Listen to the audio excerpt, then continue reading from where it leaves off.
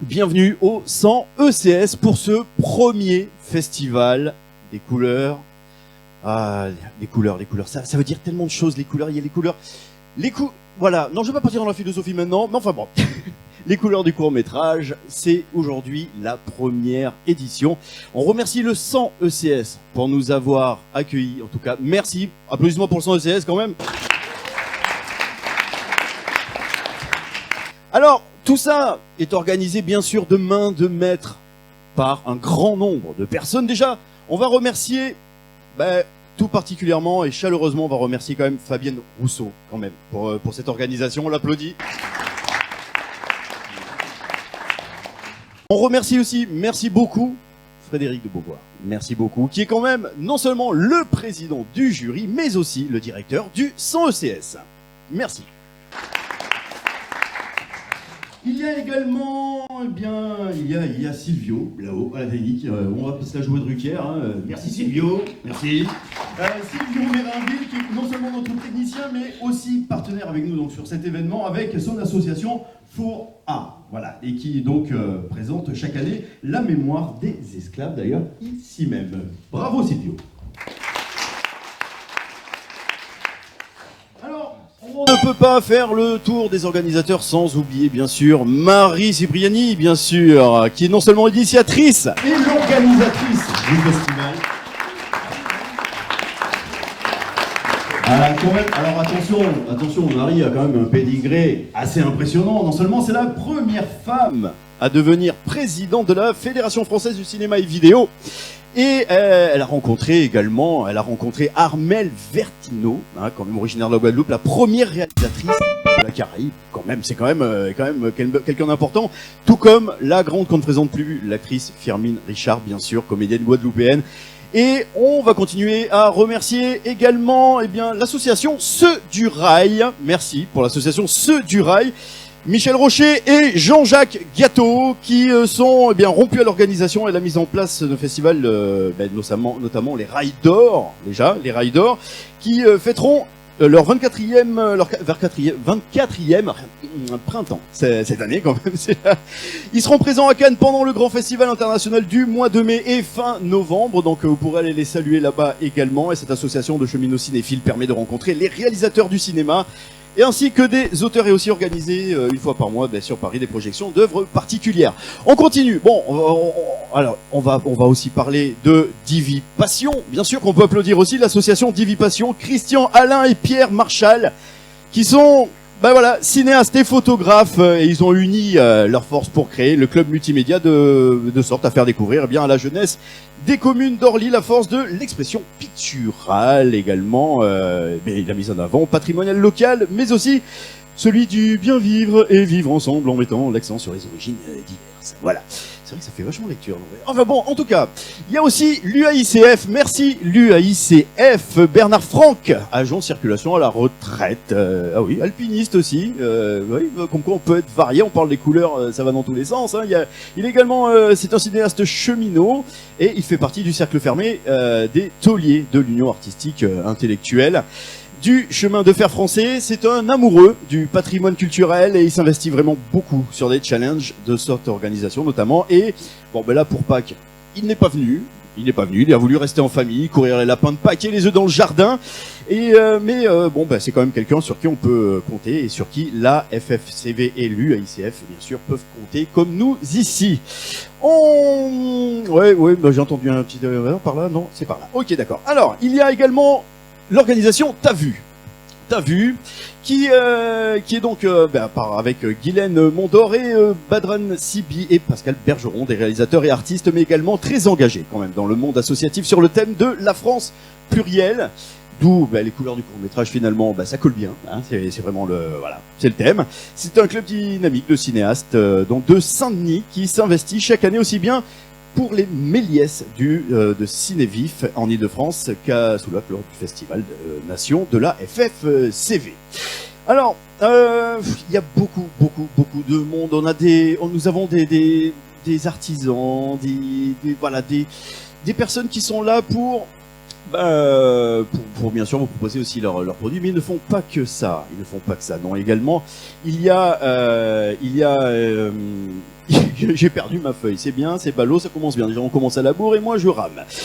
Donc, on commence par saluer et remercier Thérèse Herluc Antanas qui a travaillé quand même pendant 8 ans à la RATP et qui a partagé sa vie professionnelle avec des activités de syndicalisme politique et également elle a œuvré quand même pendant 25 ans sur la ville de Viry-Châtillon où elle a été élue municipale et actuellement elle est maire adjointe donc honoraire. Elle est également écrivaine et notamment une de ses œuvres de poinçonneuse du métro à conseillère municipale au cœur du monde. C'est voilà, donc c'est au cœur du monde édition, voilà, virgule.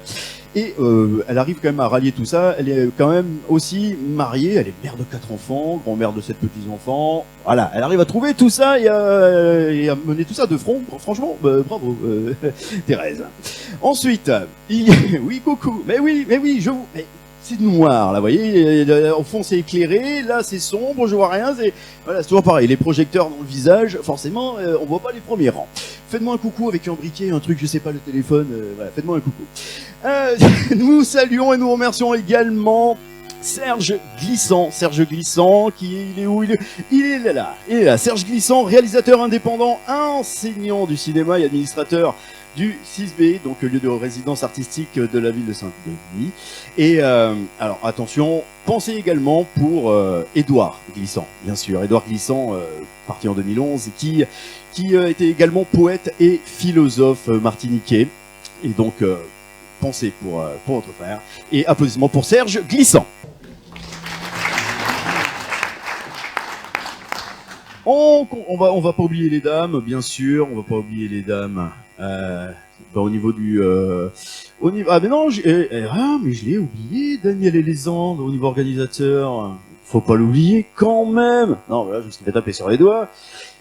Qui est responsable des collections patrimoniales du département du visuel de la BNF et finalement voilà, il adhère parfaitement aussi à la philosophie de la FFCV.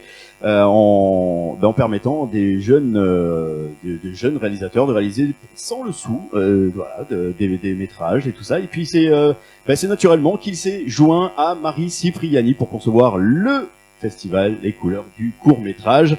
Et avec Marie Cipriani et Michel Rocher, ils ont bien sûr fait partie de ceux qui ont sélectionné tous les films que vous allez voir aujourd'hui. On va continuer. Ah ouais, non mais il y en a plus. Vous avez 1 heure ou pas là? Non, vous en avez marre déjà. Je le sais. Ouais. Non, hein, ouais, je sais. Voilà. On enchaîne. Ok. Bon, alors merci aussi pour aux jurés Solène Lavaux, Karim Diallo. Il y a alors attention, nous avons notre parrain. Je suis désolé, j'essaie d'aller au plus vite. Désolé si j'en loupe, si j'en saute, si j'en rate. Désolé. Mais en tout cas. Nous avons notre parrain pour cette première édition. Qui est où? Il est pas là, il est là. Alors, nous avons... il était caché. Voilà, on applaudit et on remercie Émile Abosolo Mdo qui est parmi nous. Émile, qui est là. Alors bien sûr, non seulement en ce moment, il se met seul en scène avec chant de son, il est également actuellement... il met en scène magnifique spectacle sur la vie de la grande Myriam Makeba et il a également, je sais pas si vous vous souvenez, en Hitman, pour ceux qui ont joué aux jeux vidéo, qui ont vu l'adaptation film, il était dedans. Forcément, parmi les parrains, c'est le cas de le dire, il ne pouvait en rester qu'un. Il a joué dans la série Highlander quand même, faut pas, voilà. Et il a également joué dans Ezra, One Man's Show et Miraculous Weapons. Merci Émile d'être parmi nous.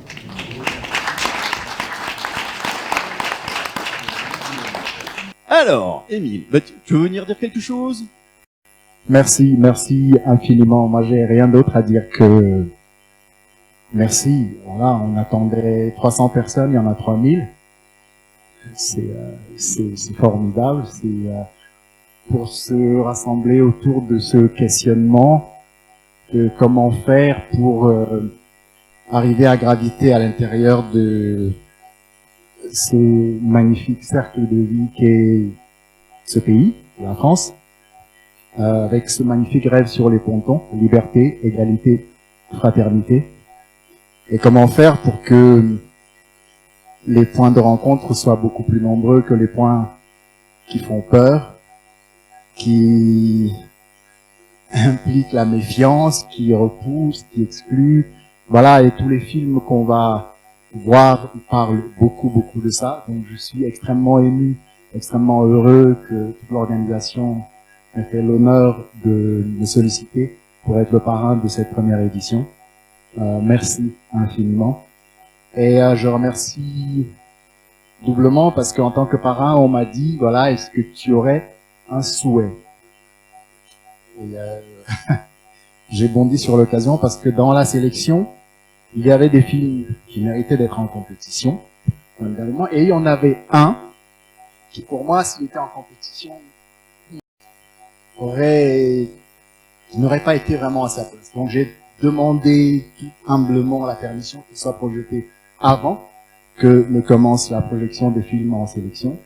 Et c'est un film qui pour moi est très important parce que il est concocté par un monsieur que j'aime beaucoup, qui fait un travail énorme sur les passerelles qu'il faut bâtir pour que nous puissions nous rencontrer. C'est un dessinateur, un concepteur, s'appelle Serge Diantantou. Et dans son œuvre, il a fait un film particulier sur quelqu'un de très spécial, qu'on connaît très mal, Monsieur Simon Kimbangu.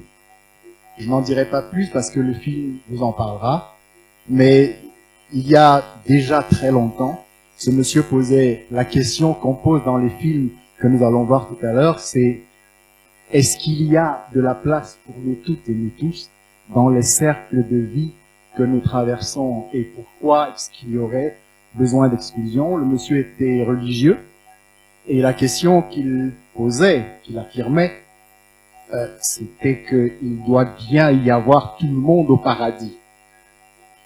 Et en face de lui, on lui répondait non. Ce n'est pas possible que le paradis tout blanc soit peuplé de taches sombres, noires, qui, à l'époque déjà, étaient déviées par tous ces bandits qui nous poussent à croire qu'il y a une humanité supérieure et une humanité inférieure, qu'il y a plusieurs races humaines. Et le simple fait d'avoir posé cette question-là lui a valu de passer 30 ans dans une cellule d'à peu près 1,20 m sur 1,80 m, quelque chose comme ça. Voilà. Et donc, j'ai demandé que ce film-là soit projeté avant. Merci beaucoup au jury, merci à l'organisation d'avoir accepté. Merci à vous d'être aussi nombreux pour le voir. Et il fait beau, vous avez tourné le dos à 450 chaînes de télévision pour être là. C'est juste magnifique. Merci infiniment.